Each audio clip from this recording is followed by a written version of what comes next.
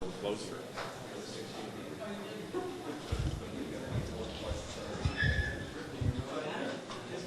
Well, hello. Thank you for coming to our session today. My name is Jessica Hogan. Yeah? No? Not working.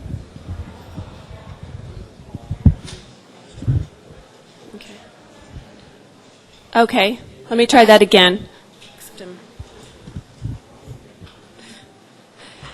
My name is Jessica Hogan, and I'm the manager of educational technology at the University of Denver College of Law.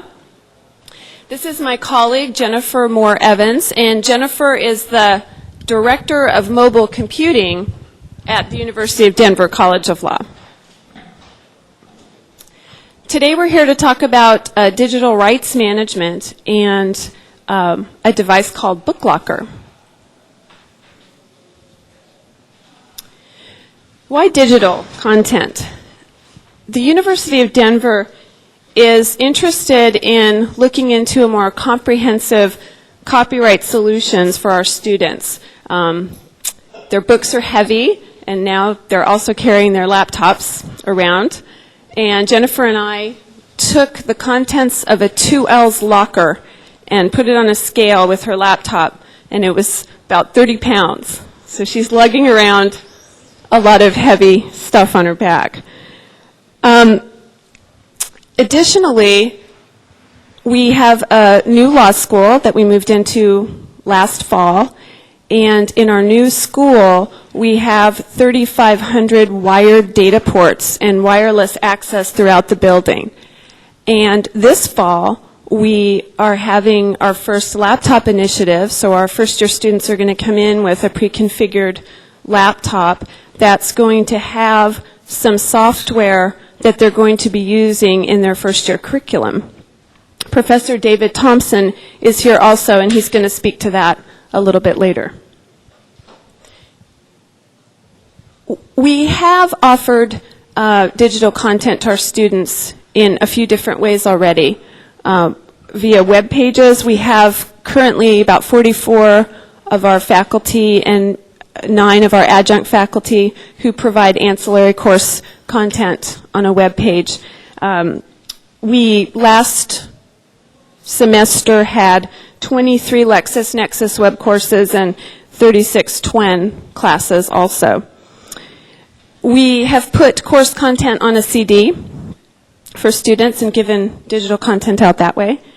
And then we have had 2 pilot projects with this Booklocker that we're going to share with you today.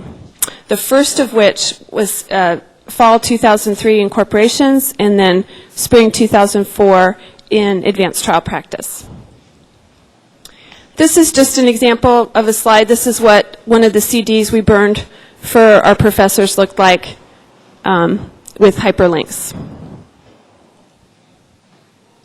This is a very typical web page for a faculty member at DU.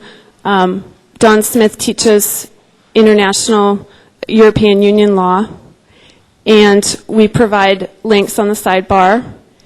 And Professor Smith is a bit unique.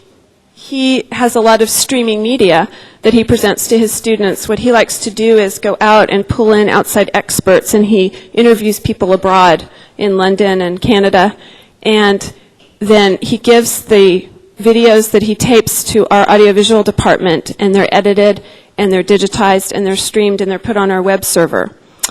And this is really nice if you aren't using a dial-up modem at home, but from an amalgamation of a few surveys that we've done with the Booklocker project, about half of our students are still dialing up from home. So that becomes a bit onerous, and that's one of the reasons why Booklocker could be a solution for that.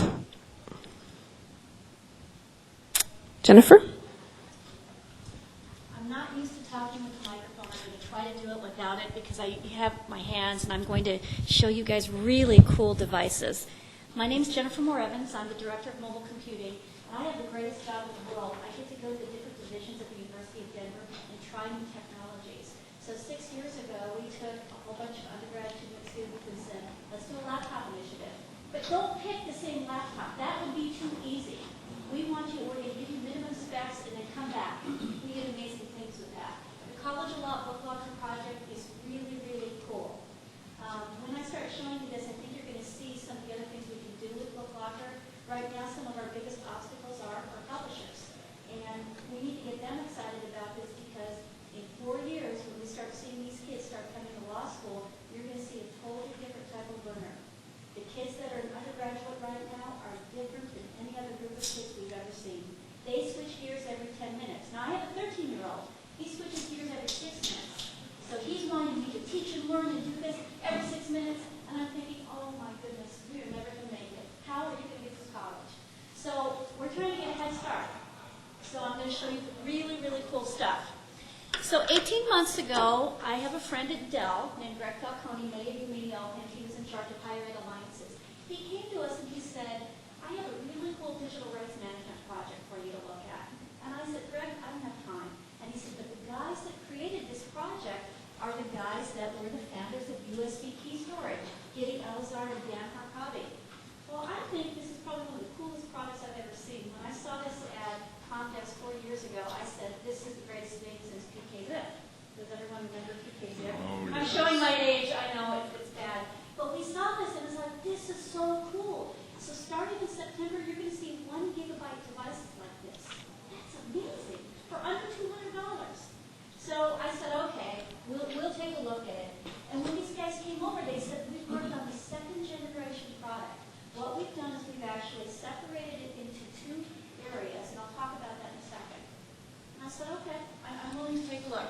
So what they sold me on is they said, okay, we want to provide a secure digital rights management solution for publishers and content providers. Content providers, what does that mean?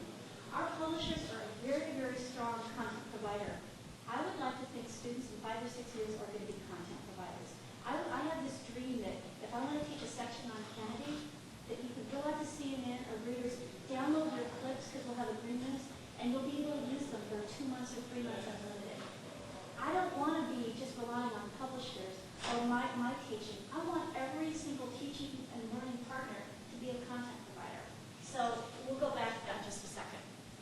So it needs to be easy to use. I need to be able to give this to a 2-year-old or a 100-year-old and have them plug it in with no drivers. I am not going to give you a CD and a diskette and say, here you go, try to make this work. That's not going to work for us. It needs to be driverless, and it needs to be multi-platform. Multi-platform, what does that mean? I know you're surprised, but we're not going to have this total alliance with Microsoft. It needs to run on Apple, Linux. What about smartphones? What about PDAs? It needs to go cross-platform. Learners have different styles, and we need to accommodate that. So when Dan Harkabi said, yes, we can do all this, we were very intrigued. We said, okay, keep going. We'll listen.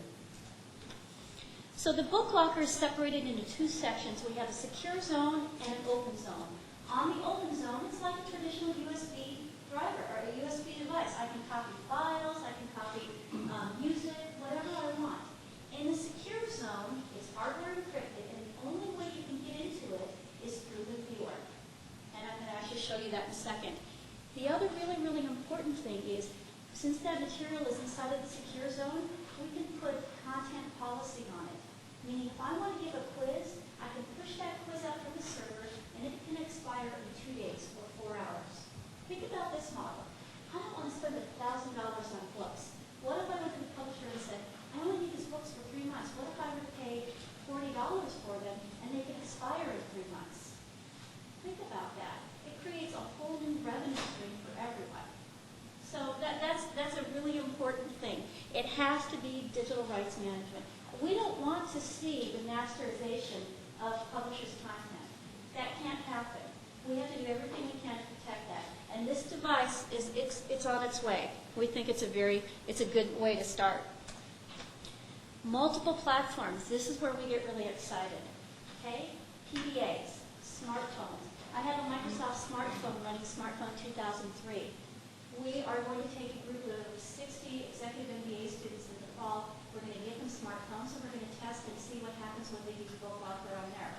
Now, these executives also, they travel for part of their program. So when they go on their sailing trip, we're going to give them their leadership book and see if they can use it. Are they going to be able to use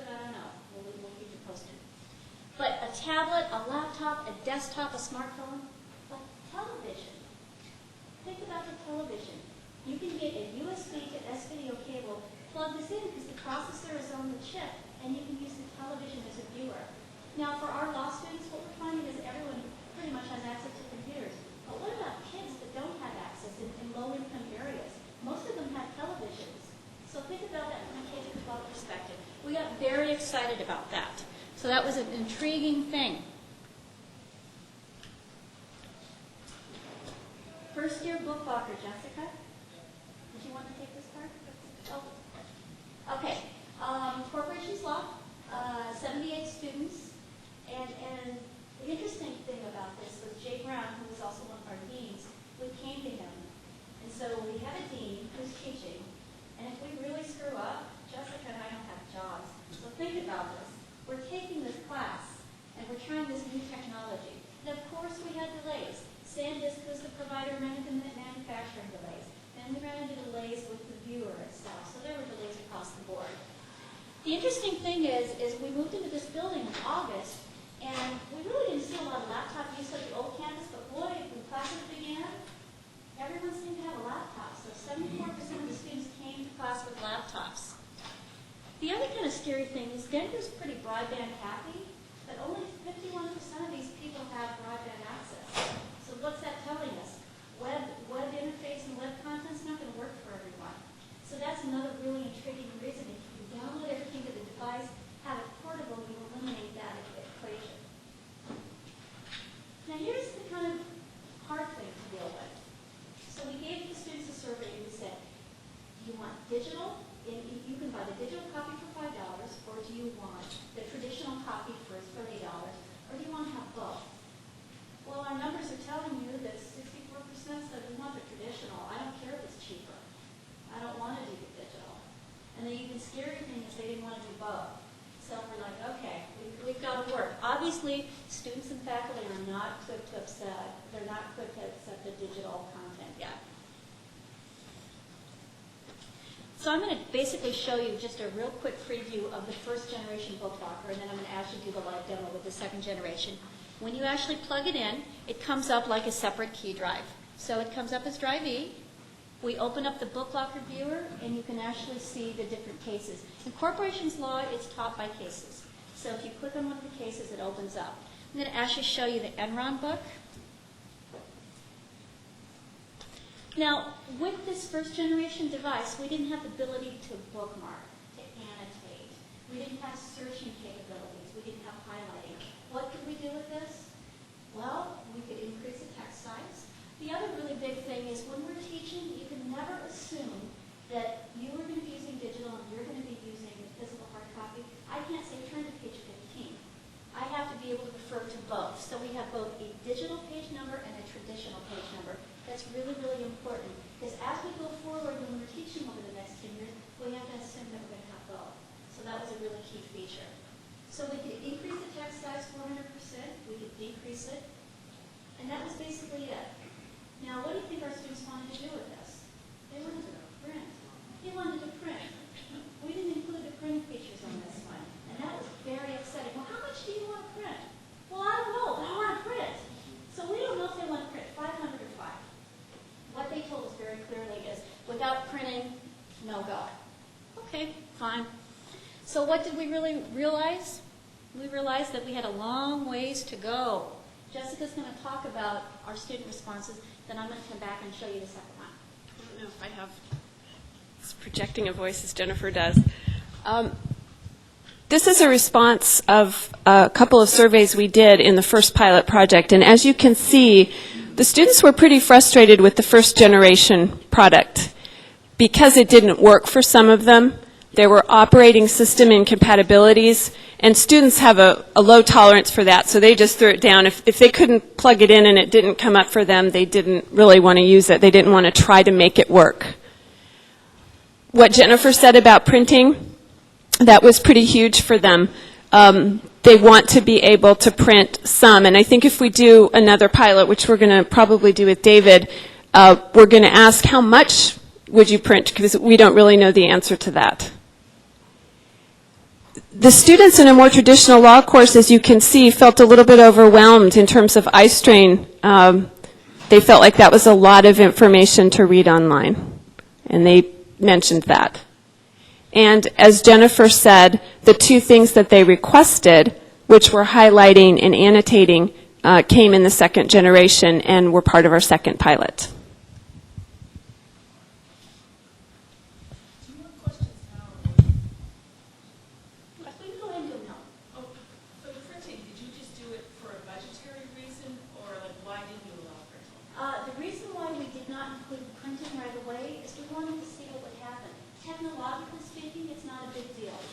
And the other thing is our publishers are telling us, like Random House has said, we will allow you to copy, we allow you to search, we allow you to print. Other publishers are not they're not willing to do that yet. They're afraid that if you're able to print this, you're going to print out the entire book and sell it. Okay? But let's be perfectly honest, technologically speaking, I can do print screens all day long and capture them. So it really depends upon the publishers. You have to understand, and with good reasons, the publishers are very, very nervous about this. But as we were talking before today, we've got to do something. So the kids that are coming up are drastically different than any other group of learners. So they are more comfortable with digital text than we are. And we are going to have to start incorporating that. I'm not saying maybe right now, but it's something we need to think about. Oh, no, and I agree with you. All I'm thinking is that you've got a bridge generation right now. Absolutely. And some people are more comfortable printing and highlighting. Right. So like, why not let them? And I agree. And we are hoping to secure the rights for the pilot in the fall, that we will be able to do searching, copying text from here, putting it into Word, and printing. But we'll keep you posted. Yes? It looks like you use Microsoft e-reader. Would you consider using Adobe? It's a great question. The reader here is a self-developed.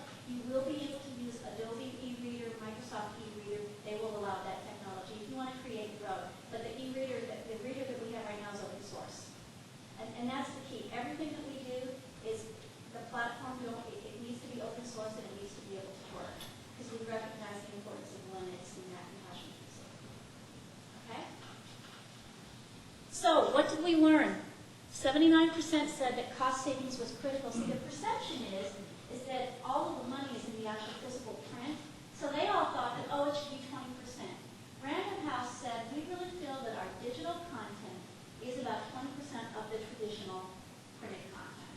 So for our first pilot, yeah, that was great. Wes and some of the others are saying, no, our digital content should be more because we're going to give you other resources with that too. It's to be determined, and we're going to talk about that back in just a second. So the good news is 64% of these students, even with the technology problems, said that they would consider using Booklocker in some way, shape, or form. Now, if they were pinned down, would you only use Booklocker or would you use text? No, but they said that they would do a combination, which was very, very encouraging. So we were happy with that. But the biggest thing we learned is we have to do more pilots. And so that's what we did. Except we ran into some technology barriers. Our friends at SanDisk had major problems in Malaysia and they couldn't get us product. So we were really ambitious. We were going to do 9 pilots and then we were going to do 12 in the summer and then first year law, we were going to do every class. Well, obviously it didn't happen because of SanDisk. But they've got the problems under control. They're ready to go. So what we did is we took a smaller pilot group and we said, let's do things a little different. Let's simulate what's going to happen if we give these students light laptops, light configurations. All of your patches are on. Microsoft Office is configured. Everything is ready to go. Wireless, wired. You are happy, ready to go. We're going to give you a Booklocker and a computer. They loved it. They didn't have to worry about the technology. They were able to apply technology with law, which is what we should be doing. So we took 13 students. We gave them the identical machines. They received their course materials on Booklocker. Now, we had a couple that actually chose to purchase the traditional ones too. But for the majority, after 2 months, they used the Booklocker device. And the other thing is this class was on a Wednesday evening, and Jessica and I then went to class with them. And we actually taught them how to use different components of the laptops. We were basically there. They were told that this is a full research project, and that they would basically be guinea pigs up to the line. But we actually learned a whole lot about the digital books and what they were doing. So I'm going to actually show you Booklocker now. And what's really, really important is The first device came on an SD card. The importance of an SD card is it can go into a PDA, it can go into a tablet, it can go into a smartphone. It also comes with a USB converter, so I'm going to plug this into the converter so I have both. Okay? So I'm going to go ahead and show you on the laptop.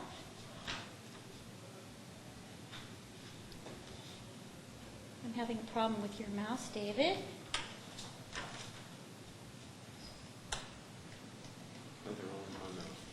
Okay? And what I have first done is I've gone ahead and plugged it in.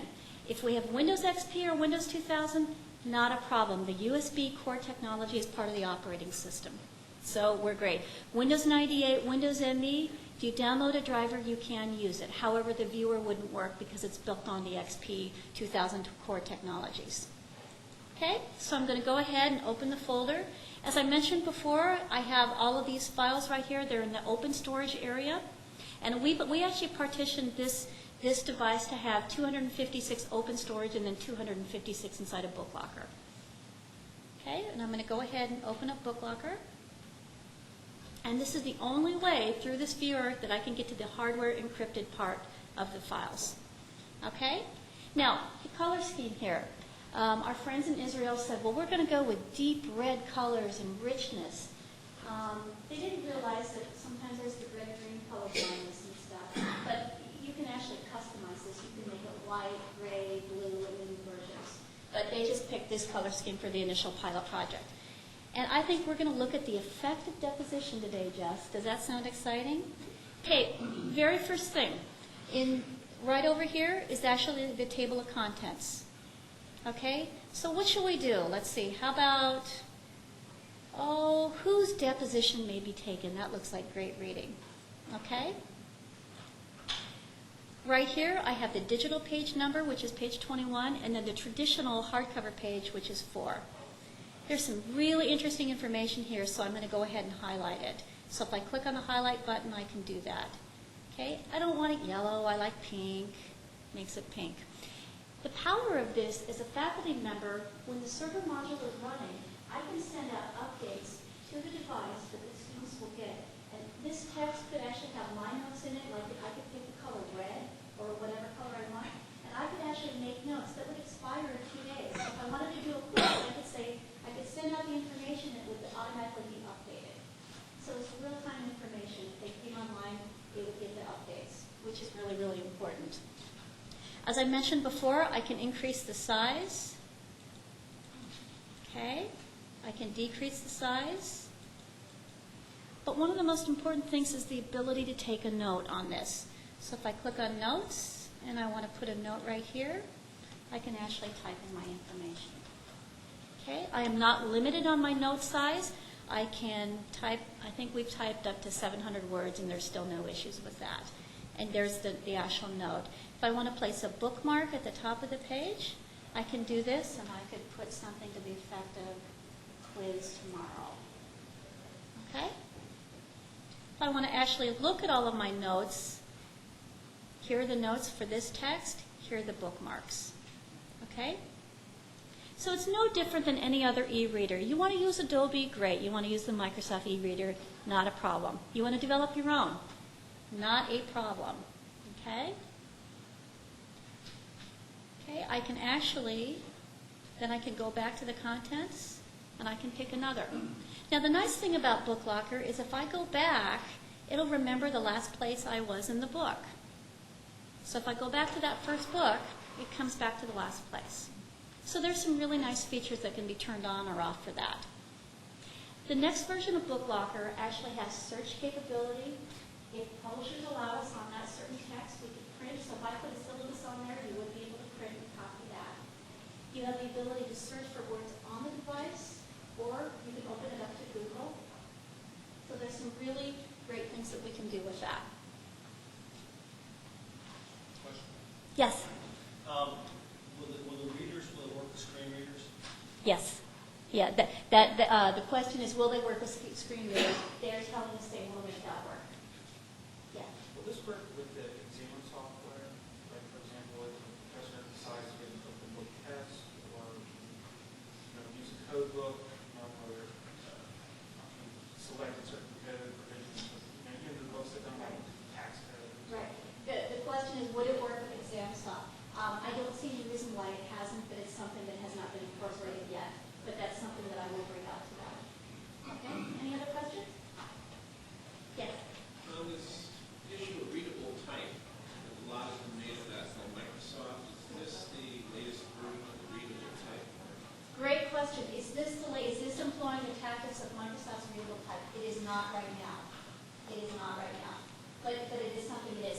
version that I have, this version is 2 updates.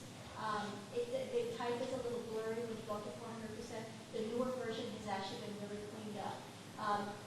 MDRM has just deployed this in Montgomery, in the Montgomery School District in New Jersey. They gave it to 400 kids 3 weeks ago for a summer reading program. Really, really enhanced. There's some really great things. What you're looking at is 2 versions old, and there's been significant improvements. But even this is still pretty good. Okay, Jess, did I miss anything on this part of it? Okay. Jim, I just have one other question. Yes. This is a real procedural one, but how do you actually get the content into Booklocker? You know, what a great question. How do you get the content into Booklocker?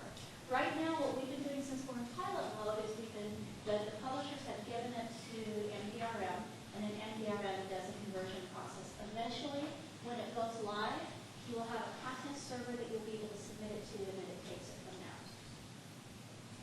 Yes? Say you're part of a study group and you want to email your notes to other study partners. Could you do that? You can do that. You have the ability to email your notes and your bookmarks. That's not on the protected area. You will be able to do that. But it's really, really important.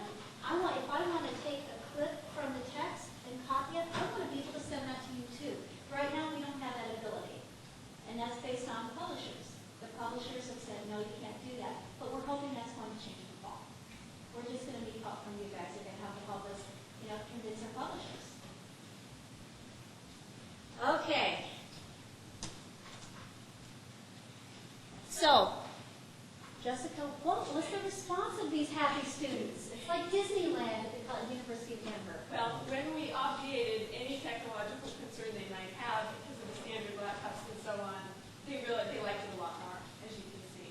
They focused more on using the product and not so much on the technology burden that they had in the first pilot. So there was a significant bump in their perception of using the digital materials online in the second pilot. But they still want to print. They still want to print. Most of them want to print. Are you finding that's due to the iStream reason, why they want to print? We don't know why they want to print, and we don't know how much they want to print, and that's something that we are going to include in the surveys that we do for the third pilot that we run. But what I would tell you is I automatically want to print because you're telling me I can't. So I think there's a really big component. When you look at our middle schools and high schools, these kids don't print. They've been taught not to print. So printing to us is a really big thing, but to them it's not. So I don't know, but we should have the ability to print 2 or 3 pages if we want. So, and that was especially with law students, you know that. If there's a point, they're going to want to do it. So just alleviate the point, give it to them. That's our feeling.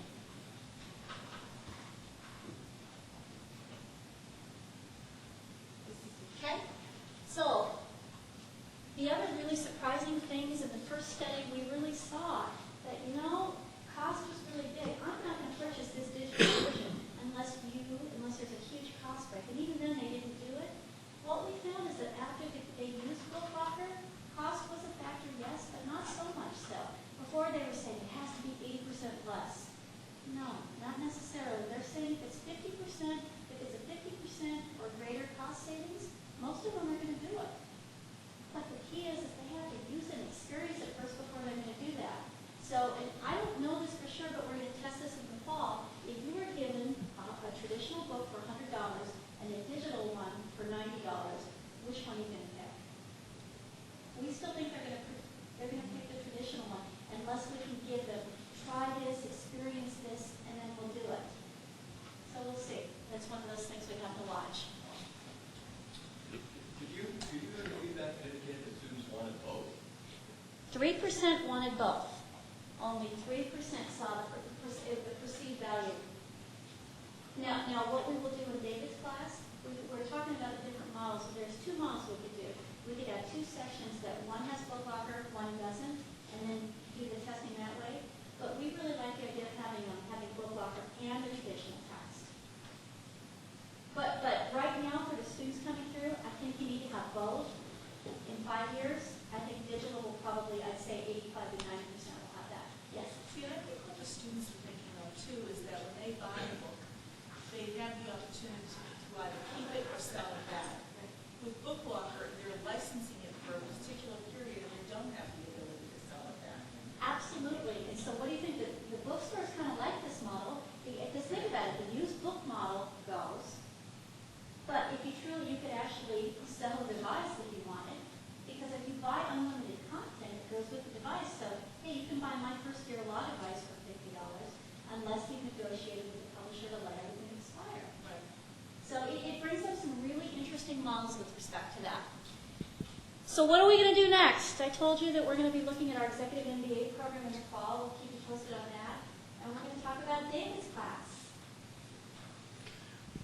Let me start just by introducing myself a little bit and what it is that I teach at the law school, and that will give some context for what we're planning to do for the pilot.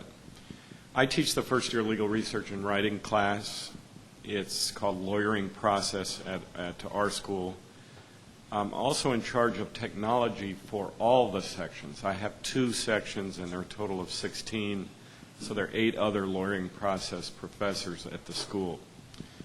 I'm in charge of technology in lawyering process, which means that anything that relates, where technology touches what we do, I try to be involved and try and be helpful in that process and make sure that what's coming into our program is something that's going to work and fit well. We do a number of things. Lawyering process has always been kind of the place where technology has been very actively involved in what we do.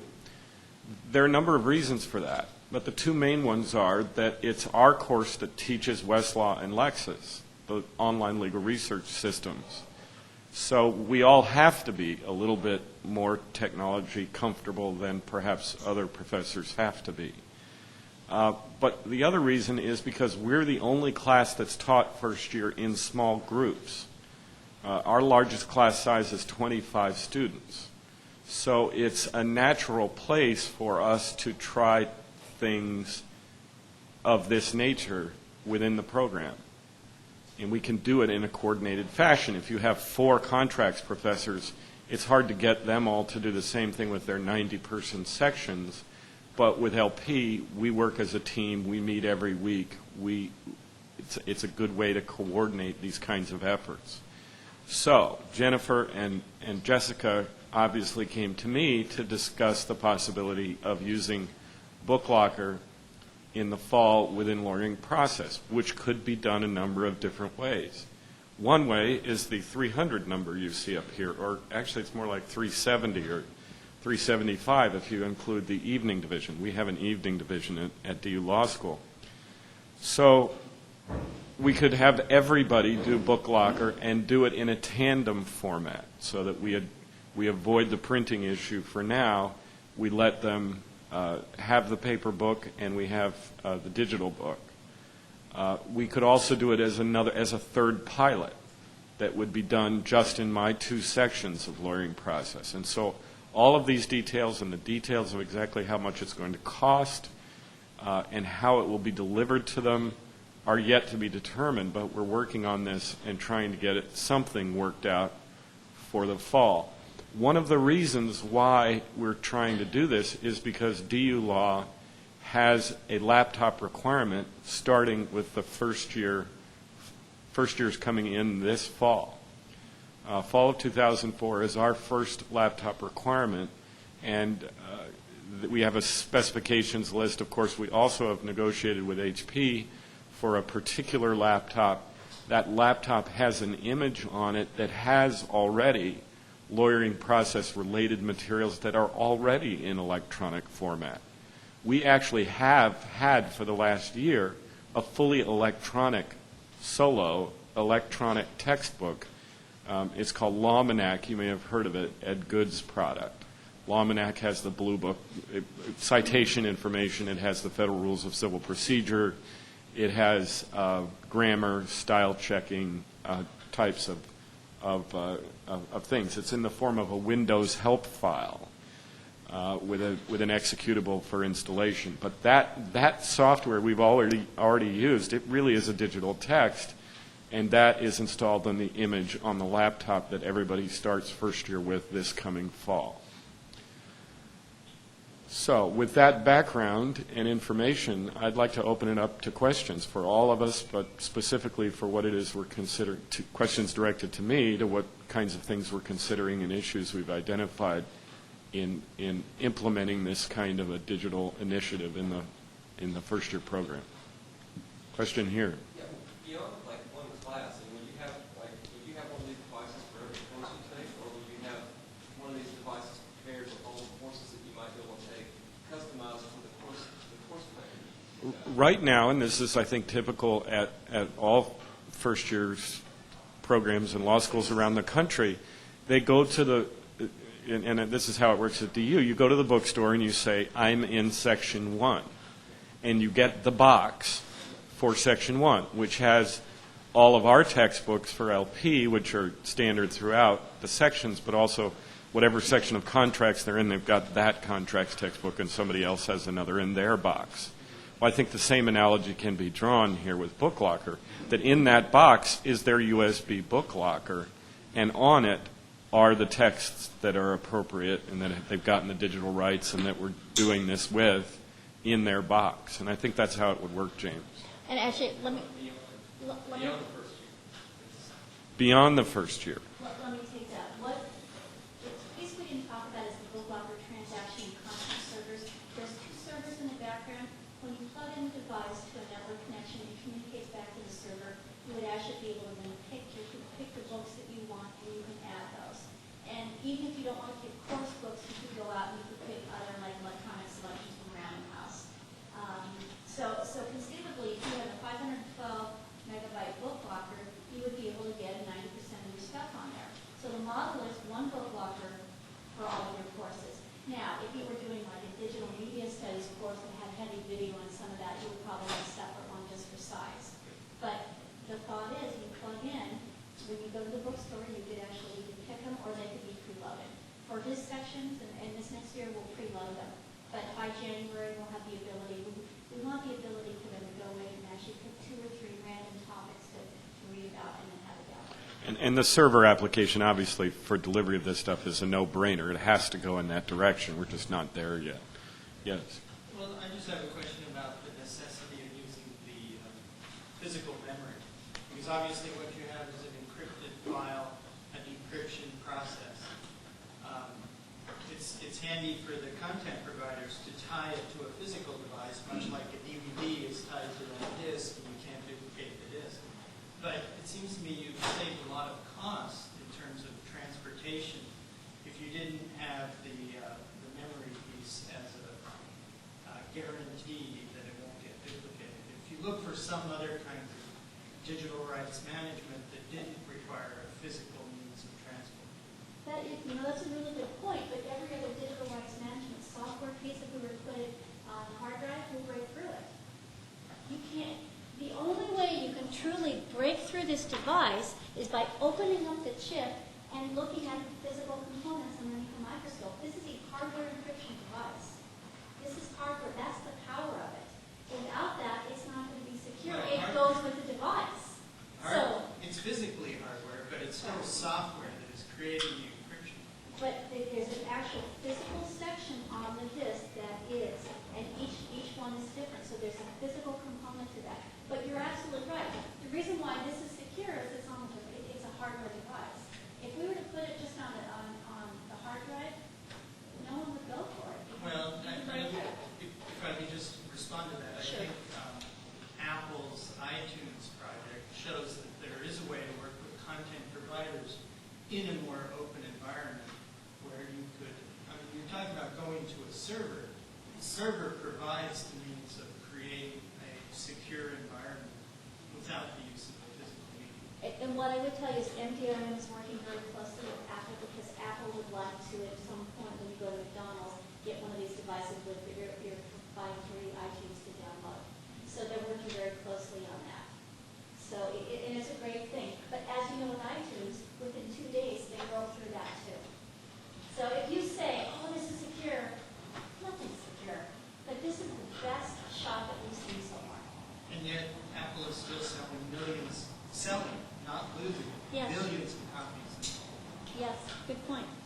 Yes. I have two questions. I came in late. I'm wondering, are you limited to that device, or did you say you can move the USB, you can go to the laptop, you can use it on different devices? The question is, are you limited by the device? Wherever you plug this device in, you have everything on here. You can use it on a laptop. It's not tied to one machine. You can use it on desktops, laptop, a PDA, a tablet. You'll be able to use the S-video cable to the television. And the other question was, which publishers do you have on board? Right now, we are working, MDRM has secured the rights with Aspen and West for the pilot project, and Reed Elsevier. On the K-12 market, they have McGraw-Hill and two other ones. Jennifer, it's LexisNexis, not West. Sorry. Yeah. So Aspen, Lexus, McGraw-Hill. For the fall, we have an Aspen book and we have a LexisNexis book. And we have secured the rights, MDRM has secured the rights with the publishers for those two books, not for everything in their catalog, just for those two books. What's been their feedback, across the board with the publishers? What has been their feedback with the publishers? Well, what I will tell you is the publishers have been, Random House was one of the very first ones. Random House is 100% behind it, and they're willing to provide everything. Everyone else is very, very skeptical because there's truly only two really big, two players in the legal market. They are, they're carefully receptive, and they're willing to work with us for the fall. In the back. Would you be able to selectively choose or selectively program which you could print and which you could not from the content that's in the secure area? In other words, you've got Random House says, yeah, go ahead and print it. So, yeah, we don't like that idea. Wouldn't you be able to then label each of the content within the secure area and say, yes, you can print from this, but no, you cannot print from this? They get the same use, but then they know what content is printable and what is not. I think that the answer to that question has to be yes. I mean, technologically, it's not complicated, and if one book says yes and the other says no, I'm sure that can be accommodated. Yes. I'm thinking that might help speed things along. Well, indeed, it would, because when they get used to printing from the book they're printing from and they wish they had it from the other, I mean, the pressure will come from that, absolutely. Is there any technology right now in the market that is available for regular users to use something similar? It's a great question. Is this technology available on the market? The answer is kind of, it'll be available in October. So, and the way that you'll be able to purchase it is you'll be purchasing it from the old OEM vendors. So you would go to HP, Dell, Apple, IBM, and then you would purchase it from them. That is their original model. So we'll be able to create our own dedicated solution, provide like the library level. You would be able to purchase the content, the transaction servers from the big companies, and you would be able to get the devices. You would purchase the licensing, and yes, you could develop open source or you could pick one reader. So they're planning by October to have it limited and then full scale by next October.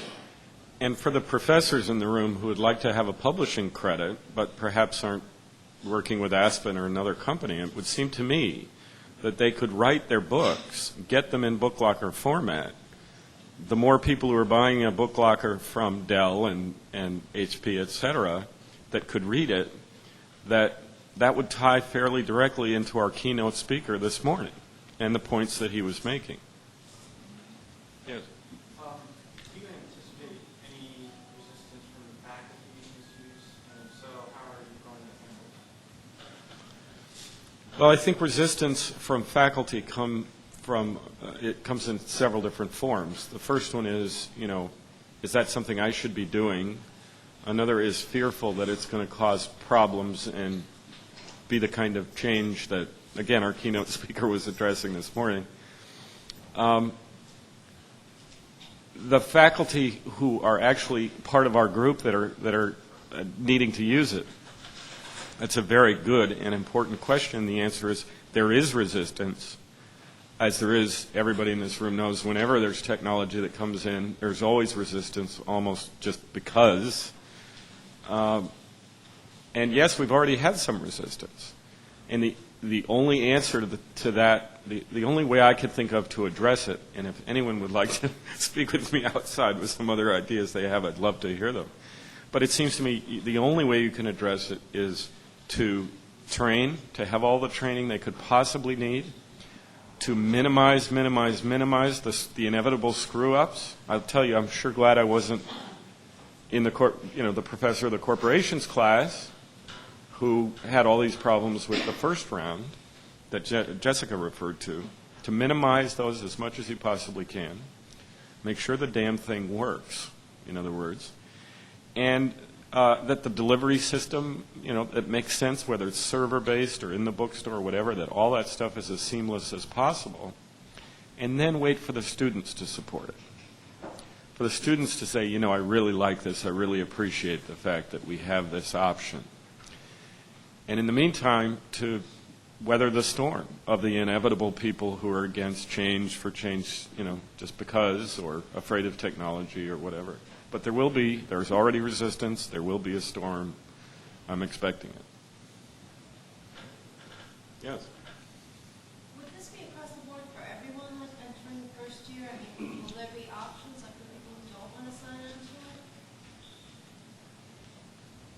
it? We haven't worked out the answers to all of the details, and that question lies in that area. But I'll tell you what we're thinking. The thinking is either we're going to do a pilot in 2 sections, or perhaps just one of my 2 sections, and compare the 2 to get some really carefully constructed data between the 2 sections. Or that we're going to do it for everybody and we'll insist that everybody have it and weather the storm of the resistance to that. We haven't decided the answer to that question yet. Did that answer it? Yeah. Okay, any other questions? Okay, thank you very much.